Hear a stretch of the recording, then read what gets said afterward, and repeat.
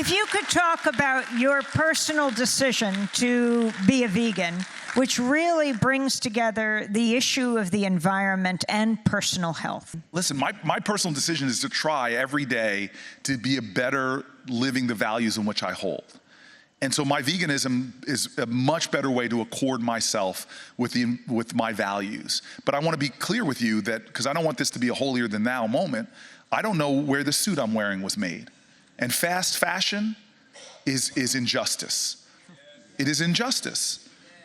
You know, these are vegan shoes, so I'm trying to be consistent with things. So for me, all of us have to do a better job in living in accordance with what our values are. I don't want to preach to people what our values are, but I know what corporate animal agriculture, not the farm heritage, the independent family farmers that I've met all around this country, but massive corporate animal agriculture is destroying the environment.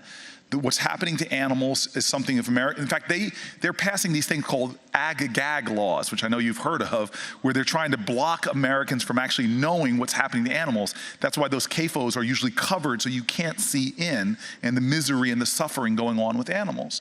And so for me, from everything from my health, the leading cause of death for black men is preventable diseases. As Ron Finley, he's a TED Talk, black man in South Central Los Angeles. He has this great TED Talk, you should watch it, where he says in South Central we got drive-bys and drive-throughs. And the drive-throughs are killing more people than the drive-bys.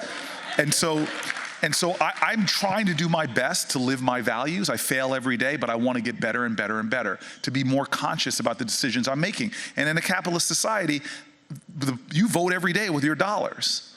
And so my veganism is something I'm happy to talk about and about the reasons why.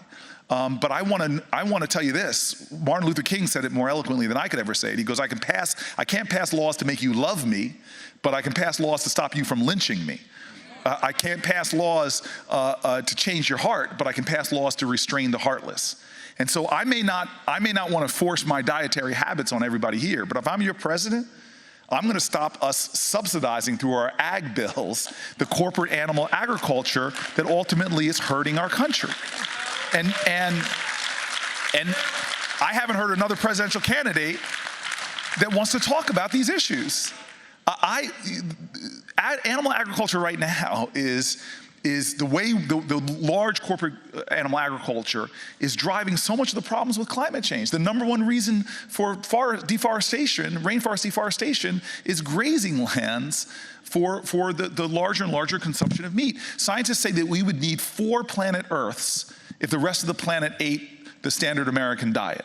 And by the way, China is moving towards the standard American diet. More people are eating like we're eating.